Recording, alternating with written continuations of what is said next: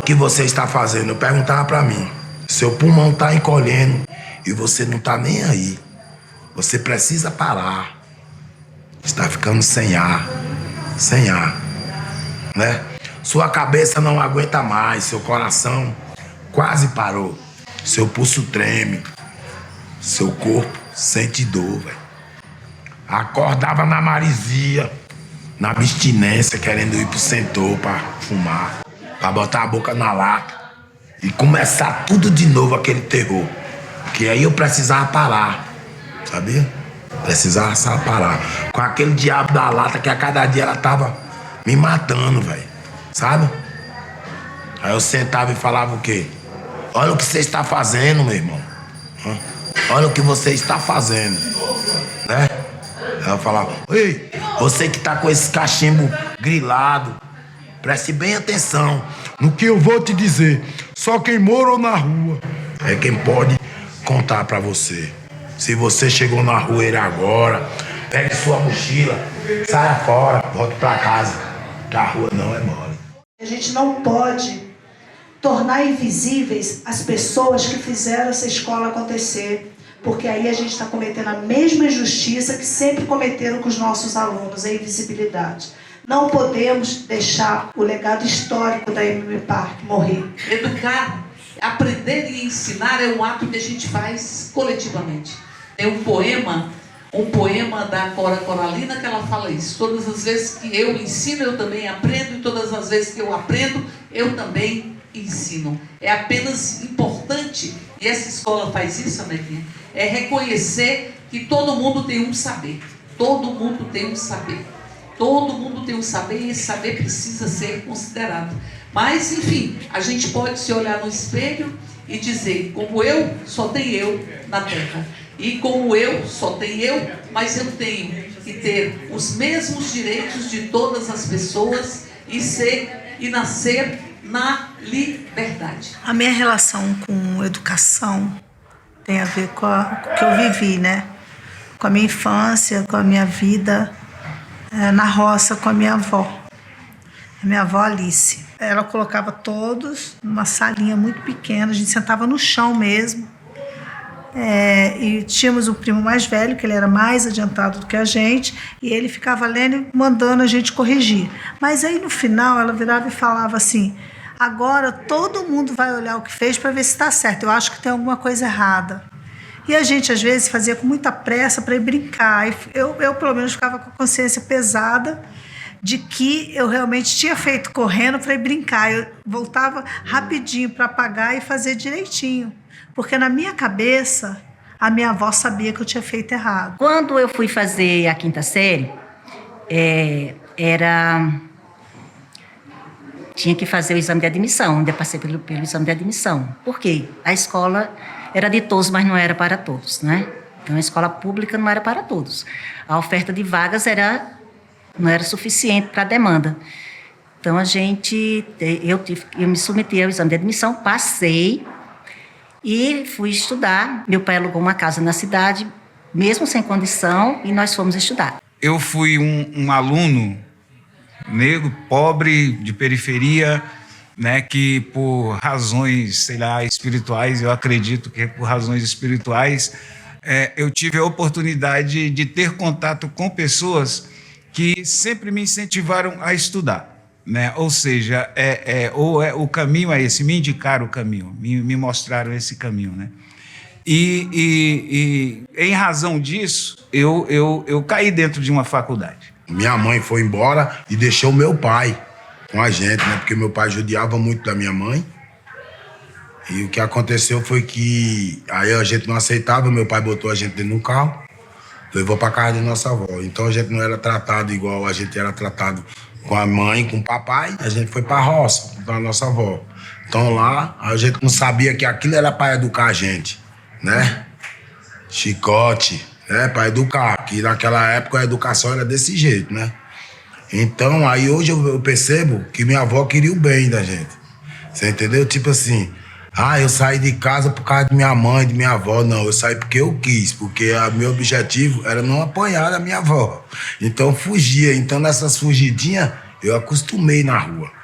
Bem, eu descobri que ela era analfabeta numa reunião de pais que ela foi, e ela assinava lá o nome, Alice Augusta de Oliveira Carvalho, com a letrinha muito bonitinha. Até hoje eu faço um A muito parecido com o dela, letra A, né, de Amélia, de Alice. E ela assinou a lista de presença, mas aí os diretores pediram, que eram padres, pediram para que escrevessem o que tinha sido assim legal, bacana na reunião. E ela chegou para mim e pediu para eu escrever para ela. E eu falei assim, vó, mas por que a senhora não escreve? Aí ela falou assim, minha mão está machucada. Eu falei, não está não, a senhora acabou de assinar o nome. Aí ela falou, porque eu não sei escrever outras palavras, minha filha, eu só sei escrever o meu nome. E eu fui, escrevi para ela e não compreendi por que uma pessoa que era minha avó não sabia ler e escrever. E acho que foi ali, naquele exato momento, que eu percebi que eu tinha que um dia ensinar as pessoas a escreverem. Eu casei muito nova, com 16 anos, e ainda estava no ensino médio, né? E continuei estudando. Meu pai falou, minha filha, você vai casar, você vai parar os estudos. Eu falei, não vou não. E realmente não parei, né? Fiz o normal, consegui fazer, lá na minha cidade não tinha o normal público, eu consegui uma bolsa de estudos, fui lá na prefeitura e pedi lá e eu consegui. Eu me lembro como hoje eu tinha 10 anos, ia fazer 11 anos. Eu já tinha um ano que eu tava andando com o pessoal lá. Minha mãe doida com minha avó botando foto. Quando eu cheguei, isso em 89,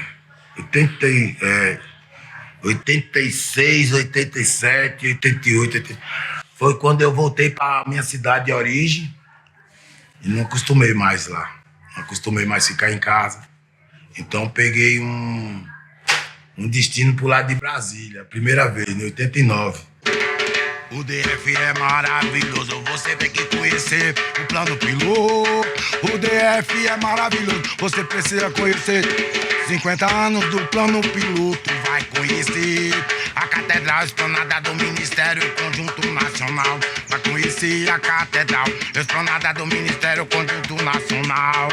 Descendo na rodoviária eu vejo o Zip vendendo cordão na torre de televisão. Na torre de televisão, seguindo diante na pista, eu estou indo ao estádio do Mané Garrincha. Vou no Nilson Nelson, tem show à vontade. Na Fundação Praia Verde, na Candanga foi uma felicidade. Você precisa conhecer a escola do Parque da Cidade. Eu entendi que o meu trabalho como educador, né, através da história, eu poderia contribuir com aqueles dos lugares de onde eu vim, né, de uma forma que levasse a eles esperança, que levasse a eles sonho, que levasse a eles conhecimento, né, que me foi negado, que é negado à maioria na periferia. Então, através desse conhecimento, eles poderiam conquistar a liberdade, né? A educação é que mudou a vida da minha família, mudou a vida do meu pai, mudou a minha vida, da minha irmã. E eu sou filho da educação pública, né? Então, eu estudei a vida inteira na escola pública, universidade pública.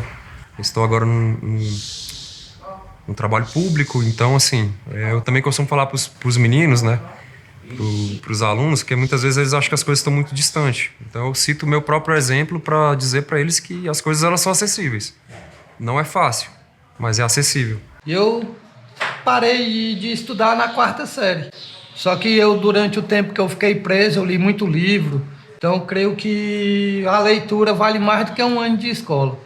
E cada livro que a gente lê, a gente aprende a escrever, aprende a conversar direito com as pessoas. Então é bom, a gente não pode desistir. A gente não tinha outro lugar para ir. Ia pra rua. Foi quando abriu o Grande Circular. Com altas oportunidades, várias oportunidades, que hoje tem gente formada por causa do Grande Circular. Formado em artes circenses, né? Que é trapézio, que é equilibrismo, né? Que é palhaço, que é tudo isso. Foi quando eu encontrei, que eu conheci a Palmeira, 91. Grande Circular, que era perto da rodoviária. Então era assim, de manhã cedo, Quando a gente chegava, os meninos que dormiam na rodoviária iam para o Grande Circular. Aí teve um dia que nós estávamos chegando só a educação, de manhã cedo lá, e estavam os bombeiros, tinha entrado o Cristóvão. E ninguém sabia o que era aquele trabalho. E estavam desmontando porque já estava, os bombeiros tiraram, porque já estava com problema de risco de vida. Estava um lixo. Acabou a escola no Grande Circular, a gente ficou 6, 7 meses sem escola. Né? A galera só dormia pra rua, né? Então, quando falou, tem um espaço lá no Parque da Cidade, galera. Agora nós temos uma escola. Aí foi quando a gente saiu, a galera da Casa Aberta, no ônibus, e veio para a escola do Parque em 95. Aqui era um vestiário dos escoteiros. E a gente foi colocado meio assim... é o único lugar que sobra, vai aqui, vai. Então, ficou aqui, né? 95 isso, agora imagina. Era um lugar desabitado, de repente chega todo mundo. Começou o trabalho, e a gente ficou aqui, o trabalho era uma escola, mas aí eu também queria, quando eu digo eu, mas junto com a minha equipe, eu queria que fosse diferenciada, que não fosse uma escola regular, aquela coisa toda. Eu acompanho a escola desde quando era o Grande Circular, né? Quando ainda era o Grande Circular, ainda não tinha esse espaço aqui ainda. Só que por conta da minha idade eu não podia frequentar lá. Porque lá tinha, né, eu tinha abaixo de 12, então eu não podia frequentar lá. Mas eu ia mesmo assim com os outros meninos maiores. E aí quando veio pra cá, eu tinha 12 anos, mais ou menos, de 11 para 12 anos, quando eu dei entrada na escola. E aí eu fiz meu ensino fundamental 1 e o 2 aqui. A minha chegada aqui... Eu sempre vejo a minha chegada, com a chegada eu faço uma interface com a chegada dos alunos. Porque eu fui muito bem acolhida pela Palmira quando eu cheguei aqui. Não tive o acolhimento de todos e todos, não. Eu vim para substituir uma pessoa que era muito querida, então eu vim narizes tortos. E assim, o que ela veio aqui? Veio para cá apresentar escola particular, que ela veio de escola particular. Eu chegando aqui, inicialmente era a Palmira, uma grande pessoa, né, que fundou essa escola. E depois ficou a Melinha. E, assim, foi muito difícil no início, porque era o objetivo dessa escola, quando a Melinha assumiu, acho que foi no governo Arruda, e o objetivo era fechar essa escola. E foi muito difícil, porque ela lutou muito, mas assim, foi incansável, né, na luta para que essa escola não fechasse, porque ela acredita na educação, ela tem essa paixão pela educação. Aqui, ó, foi tanta abaixo-assinado para tirar a escola daqui, cara, 95, 96, o povo fazendo os barão aí, ó. Porque o bagulho aqui o negócio aqui era sério, cara, sério mesmo. Gente, processo, o que eu respondi de processo? Eu ia lá na justiça, porque tinha gente que me denunciava por causa da escola. Tinha gente... Ixi, Maria, eu ia lá. Graças a Deus, nunca fui um recheio pior, né? Mas, era um saco também. Em cada esquina que passo, em cada sinal eu vejo um menino de rua procurando a missão de viver. Doutor, eu morava na rua, eu dormia do lixo, já pedi bola, mas não passava fome, não. Eu dormia no chão, meu cobertor era um papelão. Doutor, você desconfiado me chamava de ladrão. Olha, doutor, eu não faço isso, não. Eu cato latinha e junto papelão. A minha guia é o meu carrinho de mão, doutor. Olha, eu não sou doutor. Pra que tanta discriminação nesse mundo que vivemos? Precisamos ser irmãos. E você via as pessoas passando, correndo. Quando chegava próximo aqui, as pessoas faziam questão de mudar um pouquinho a rota e, ao mesmo tempo, o olhar também se voltava. Era como se ela não visse. Quando passava um pouquinho, aí voltava para trás para ver se, na minha ideia, se conferindo se não vinha ninguém atrás. Né? É o inconsciente social, né? É aquela coisa de achar que são marginais, que são que está sempre querendo tirar alguma coisa deles, né? Que está sempre de olho no que eles têm, né? Nas suas proteções, que não sei o quê. E não são assim, não são. Nunca nenhum menino me roubou. Nunca. E eu deixava sempre a bolsa assim. Nunca, nunca, em todos esses anos, na ação social, no Gran Circular, aqui, nunca nenhum menino me roubou. E deixava as coisas assim. Então, eu acho que é um respeito, mas é um respeito que a Melinha também, assim, ela não é você estar brigando, você estar com aquela postura de ser melhor, você é igual a eles, apenas não nasceu numa outra mundo, sei lá, é um pouco diferenciado, papapá. Cada ladrão é nóia, é viado, é bicha, me desculpe ter a expressão, né? É vagabundo, é nóia, cracudo, é mendigo, né? Pessoas passando perto de mim, com a mão no nariz, ou você fala uma noite para a pessoa nem finge que não escutou, sabe? A pessoa começa a olhar você dos pés à cabeça como se fosse um bicho. Minha filha volta e meia só fica com raiva porque eu vejo, né, os moradores de rua. E aí, parceiro, aí chega, me abraça, os caras com as cobertonas, tudo sujo. Pai, você me mata de vergonha, o senhor não amadurece. Não, Gabi, quem fica maduro fica podre. Deixa seu pai maloqueiro mesmo, conversando aí com todo mundo, que pelo menos ainda quando eles estiverem por aí vai falar, não, é a filha do parceiro lá, se mexer vai dar problema, deixa ela ir embora de boa. Aí tu fica com vergonha dos caras. Não, pai, mas você é doido, tu não viu não, aquele bicho só o fedor de mijo. Fio, o cara é um alcoólatra, bebe, e muitas das vezes o cara bebe dormindo e se mija mesmo, aí. Só que, infelizmente, não tem certos lugares para tomar banho frequentemente, então tem que ficar 2 dias fedendo a azeda, mijo. Ela, não, mas fede ou não, mas... Você também, quando era pequena, você fedia, cara. Agora que você tá grande, você tá se cuidando, mas todo ser humano é fedorento. Pensa, e se fosse eu? Você se coloca no lugar do outro, aí as coisas mudam de figura, o seu pensamento vai mudar. Porque às vezes você só pensa assim... Não estudou porque não quis. Não é? Vai ver a história de vida de cada um. Né? Cada um tem sua história. Às vezes foi até porque não quis, mas por que esse não querer? Ele teve seus motivos. Mas aí por isso vai ser castigado pro resto da vida. Que eu não sou esse tipo de pessoa que várias outras pessoas acham que eu sou.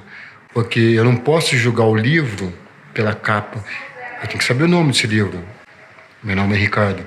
Eu tenho que saber o conteúdo desse livro, né? A história que esse livro conta. Como é que você vai pegar um livro, por exemplo, escrever um livro, como é que o seu olhar está para aquele livro? Se o seu olhar estiver fechado para aquele livro, o mundo vai continuar sendo do jeito que está, entendeu? Você vai continuar vivendo no seu mundo e você não vai se permitir entrar no mundo de ninguém. E nem deixar ninguém entrar no seu mundo. E o que eu quero é isso, eu quero entrar no mundo das pessoas e eu quero que as pessoas entrem dentro do meu mundo. Não que elas não precisem viver, mas o que é que ela pode fazer para mudar o mundo da Danda? O mundo que a Danda está escrevendo ali, entendeu? O mundo que a Danda viveu. Porque o mundo que eu vivi tem 15 anos que eu saí, né, do mundo de rua, mas ele continua exatamente. E hoje com um agravante muito grande que cresceu o número de população de rua. A gente percebe que esses alunos nossos, eles... são muito, eu acho que tudo depressivo, né? Porque o fato de você estar na rua... Cara, é o final do final, né? Você não tem... Eu acho que muita gente, por exemplo, bebe tudo porque não tem o que fazer, não tem por onde ir. Ninguém me ama, ninguém me quer, não tem essa história? E a gente fica mal, né? Imagina a pessoa sendo totalmente excluída, né? O abraço, ele tem um poder enorme, né?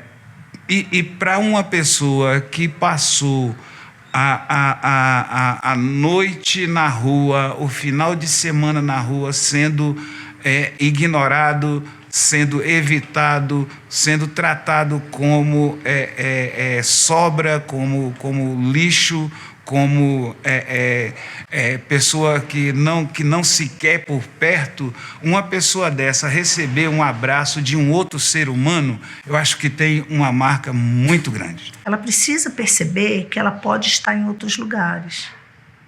Ela vai estar em outros lugares não como uma pessoa em situação de rua, ela vai estar em outros lugares como cidadão e cidadã que é. E acontece isso por onde? Pela educação. Tem que começar pela escola. Esse empoderamento tem que começar aqui.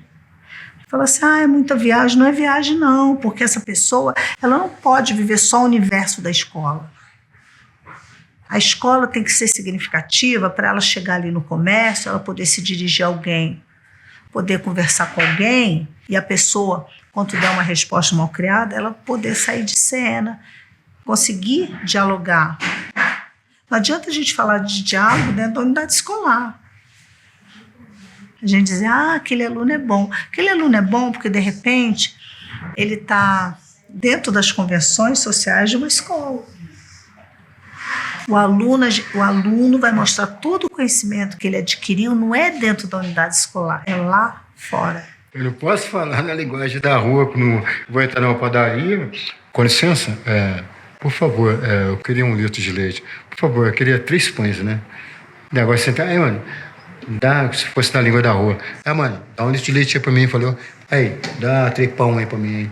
Morou? Então, aí fica uma coisa aí. Pô, esse cara aí já vai lá, pós segurança, tem um rapaz aí, não sei o que, papapá, hein? Eu acho que o que tem que mudar é o tipo de escola. Eu acho que você não, mas você ficou aqui o tempo todo. Eu me lembro que quando se conseguiu esse dinheiro na Secretaria de Educação para reformar aqui, é obrigatório, tem que ter uma sala de aula com quadro negro. O professor tem que ter a formação. E começaram a acabar a escola. Eu já fiz uma pesquisa, foi Fernando Henrique com aquele secretário de educação dele, que para variar, ministro da educação, para variar, eu me esqueci o nome, quando acabou com o normal. Porque o normal ainda tinha um aprendizado para o professor lidar com um menino pequeno, um menino que gosta de desenhar, um menino que gosta de fazer coisas de criança. Aí acabaram com o normal. Aí o que aconteceu? Todos têm que ter nível superior. O nível superior é outra leitura de vida e mundo. A academia, as universidades, elas nos ajudam bastante, mas a questão prática, ela acontece em sala de aula. E sala de aula, para mim, é 50% professor, 50% aluno, para poder complementar esse 100%. Né? Aluno é muito receptivo. Desde que você não entre em sala para se impor como senhor do conhecimento, mas para dividir com ele o conhecimento que todos têm ali naquele momento. A forma de educar das escolas julgas tradicionais é muito assim, exclusiva e tipo assim, ela não inclui, ela mais exclui do que ela inclui. Então, por isso que eu comecei a entender o porquê de tantas evasões. Porque o professor ele vai lá, ele dá o conteúdo e acabou. Se você quiser, você anota. Se você quiser, você não anota. Entendeu? Se você estiver com dúvida. E aí, não são todos que vão parar para tirar sua dúvida, vão sanar de verdade, vão ao fundo para saber se você realmente conseguiu entender o conteúdo. E muitos deles, estou aqui, vou receber mesmo. Se você for aprovado ou não, vou receber. E vão vir outros. A diferença de uma escola tradicional para a escola de meninos do parque além da paciência, é a questão do tipo assim, eu nasci para ensinar. Ivo viu a uva. Era mostrar, como disse Paulo Freire, a uva, que Ivo viu a uva, mas ele viu também todo o parreiral. Ele via as condições de trabalho dele, que é isso que é a educação libertadora. A educação só vai melhorar quando o profissional, o professor tiver outra leitura de vida, de mundo e de aluno. Eu agora fico também que com essa pandemia, raros alunos que voltaram, né? Raros alunos voltaram, diminuiu muito, porque é chato a escola, é chato a aula. Você ficar 4 horas, eu falava isso, eu dizia assim, eu, com a minha idade, se ficar com a bunda sentada 4 horas assistindo uma aula, eu não aguento. Agora, menino de rua vai aguentar isso, gente? A Palmeira falava para mim assim, Amelinha, horário bunda não. A educação tem que ser real, ela não tem que ser horário. Ela não tem que ser horário. O horário é importante, mas ela não tem que ser horário. Ela tem que ser real. Então, o que o professor, a professora faz com o tempo que ele tem com o aluno e com a aluna? É o tempo. Tempo de qualidade, não é de quantidade. Eu sempre lembro disso, né? Porque realmente, às vezes em 5 minutos no debate, em 10 minutos você consegue fechar algo rico. E você pode levar 40 minutos uma pessoa reproduzindo a informação, a ideologia do livro didático. É muito mais fácil pegar um livro didático e seguir. É muito mais difícil você construir histórias. Para essas histórias virarem assuntos de conhecimento formal. Você pegar uma história de um aluno, transformar essa história em problemas matemáticos. De você pegar as latinhas que o cara cata e vende e transformar em objeto de estudo. Muitas vezes, você pega a história antiga, a pré-história, a história medieval, nada mudou, é a mesma coisa, 40 anos que eu leio aquilo ali e não tem nada de diferente assim para poder trabalhar com os meninos. Eu estou cansado, não eles. Eu é quem preciso me refazer para poder atingi-los. A MMP, ela nos permite, eu acho que aqui a gente tem muito mais liberdade para poder dialogar com os alunos, né? De trazer a realidade deles, porque o tempo todo eles têm todo dia eles têm uma realidade diferente, né? Todo dia. Todo dia, às vezes você está em sala de aula, o aluno está empreendendo numa coisa, no outro dia ele está empreendendo outra, na outra semana ele parou de empreender, né? Então, às vezes você tem um aluno, ele está morando, o contexto dele é um contexto de rua, na outra semana ele está no hotel social, na outra semana ele conseguiu alugar uma casa. Então, assim, cara, são várias realidades distintas. E aí essa troca de experiências, né, a gente consegue trabalhar bastante o Paulo Freire por causa disso. A gente traz a realidade dos alunos para dentro de sala de aula. E aí é por meio do diálogo, né? Não tem outro caminho se não for o diálogo e a escuta, né? Então, eu sempre tentei adaptar as ferramentas que eu tinha e ensinar o aluno aquilo que ele tinha, o que era da vida dele, o que ele poderia aprender naquela história de vida dele, naquilo que estava passando naquele momento. O que aconteceu? Eu perdi o ônibus ontem, tive que esperar o outro ônibus. Pois por que você perdeu o ônibus? Porque eu fui ler e não deu tempo ler o nome Ceilândia Norte, né? Porque tem Ceilândia Norte e Ceilândia Sul, né? Então, deu tempo de ler só Ceilândia, mas não deu tempo de ler tudo, então o ônibus passou. Eu falei, mas como era que você fazia antes de você estar aqui começando a ler? Né? Nesse processo de alfabetização. Aí ela falou, eu ia pelo número. Eu falei, continue. Precisa você agora achar que não pode usar o método que você usava antes. Então, se antes você conseguia pegar o seu ônibus olhando pelo número, você continue olhando pelo número. Quando você estiver segura do processo de leitura, aí você vai e lê a palavra. Se não der para ler, continue pelo seu conhecimento.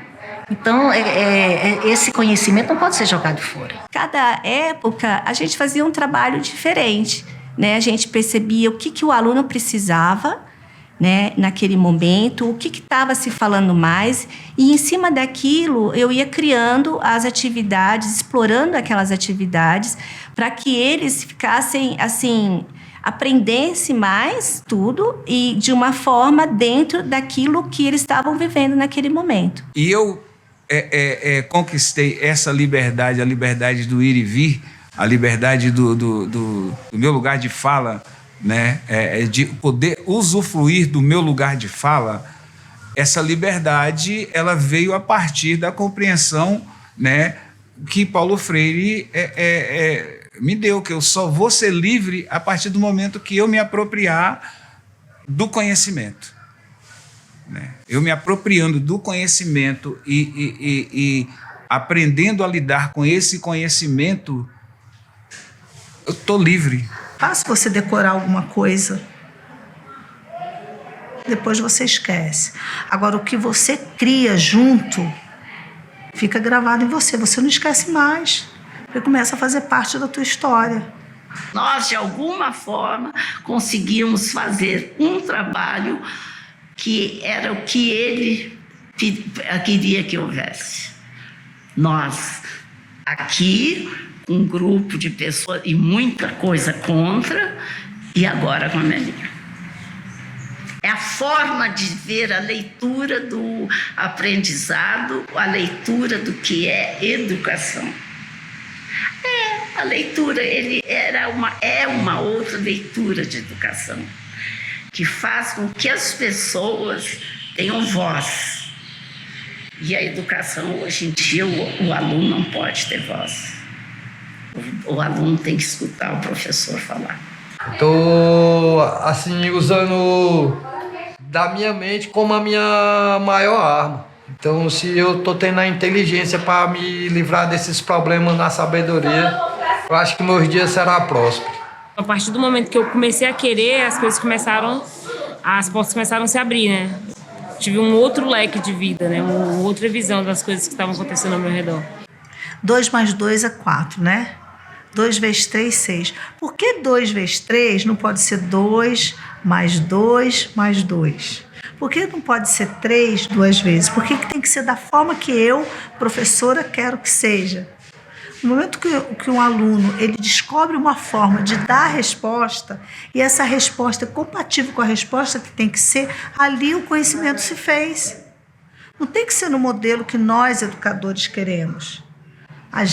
Eu entendo que nós somos mediadores das informações, não totalmente do conhecimento. Nós podemos ser mediadores do conhecimento, mas quando a gente confronta o nosso com o do aluno. Porque às vezes é cobrado de uma maneira que ele não atingiu aquela resposta que ele queria. Mas ele tem conhecimento. E ele pode atuar, né, na profissão, porque toda profissão é assim. Tem os que chegam primeiro e tem os que chegam por último. E a gente tem que aproveitar todos, né? Pode deixar para trás. A cultura que nós temos jogado fora na rua é inacreditável. Eu já conversei com várias pessoas, vocês nem acreditam. Conversei com um artista plástico, conversei com um músico, conversei com um ator, conversei com pessoas formadas em faculdade. Eu vou falar, mas não sei se é bom, mas depois qualquer coisa você corta. Tipo, ela chegou e ela foi pro banho. No que ela foi pro banho, ela foi descer a calça, aí saía cocô, saía sangue, tudo na calça. Aí eu falei, vamos pro chuveiro, né?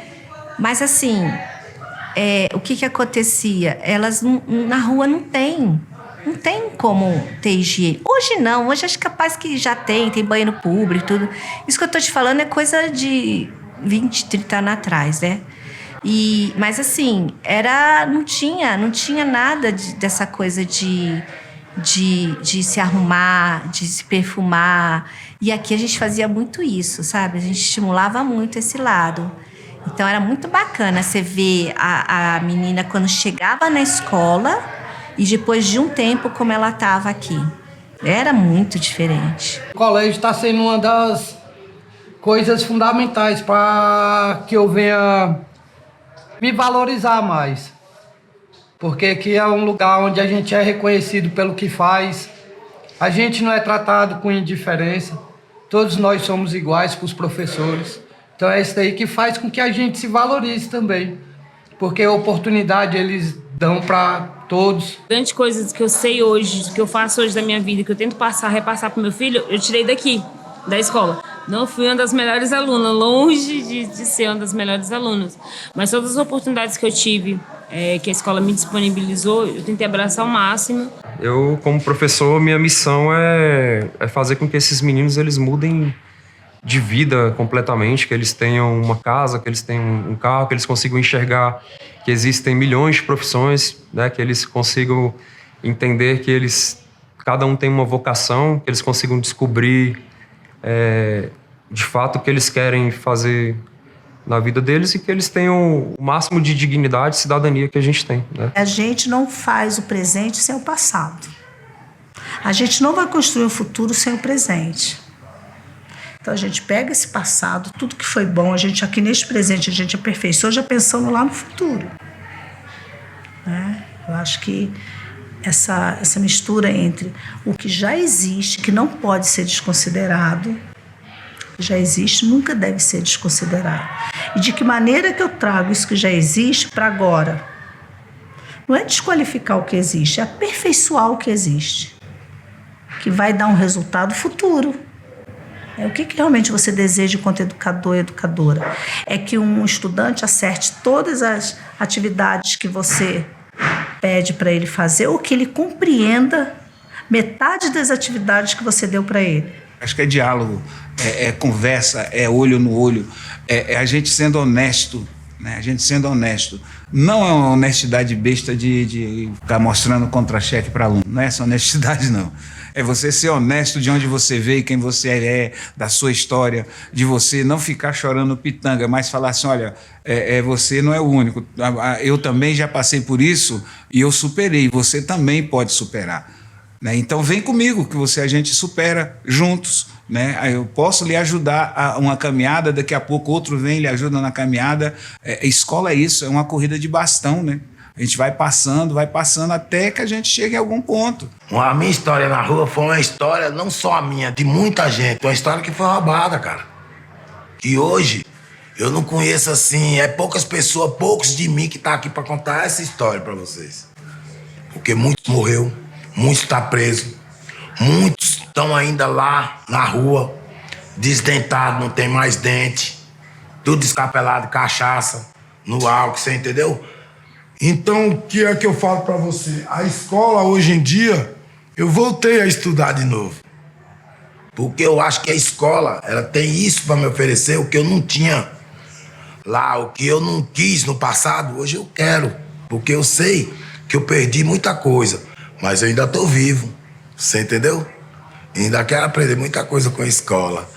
A gente vem anos nessa lida, não precisa ninguém chegar e falar pra gente, nós temos que implementar Freire. Eu falei, não, a gente tem que fazer acontecer Freire, porque ele sempre esteve aqui. Ele sempre esteve na MM Park. Umas pessoas conseguem colocar em prática com maior clareza, outras ainda têm muitas dificuldades, mas a escola sempre foi assim, para a educação de jovens e adultos. Eles adoram estudar, eles estudam, eles têm assim, uma loucura por aprender. Eu acho fantástico esses homens de rua. Acho uma coisa assim, é outro mundo, mas é um mundo que precisava de escola. Tá entendendo? A gente pôde dar uma escola diferenciada para eles. Escola é uma sementinha que tá aqui grande, já tá há 30 anos. Você não acha? Vai, é isso mesmo. Você ainda tem sonhos? Meu sonho é viver em paz, é andar na paz de Deus. Sonho em viver tranquilo, sonho em ser respeitado, estar ressocializado e não jogado ao léu. Quem sabe ser um doutor, um cara trabalhador, um cidadão normal, andar de cabeça erguida nas avenidas dessa capital. Você ainda tem sonhos? Meu sonho é viver em paz, é andar na paz de Deus. Quem sabe um dia, amigo, eu não esteja iludido por esse simples pedido do fundo do coração, que eu tenho uma nação mais unida, com a esperança de vida e asa paz entre os nossos irmãos. Você ainda tem sonhos? Meu sonho é viver em paz, é andar na paz na paz de Deus. Não mais ser confundido, taxado como um bandido, como um cara do mal. Talvez pela minha cor, orgulho negro que sou, é totalmente normal. Ter o direito de ir, ter o direito de vir, quero esse sonho real. Meu sonho é viver em paz, a cada dia mais. Você ainda tem sonhos? Então, muito obrigado, meu.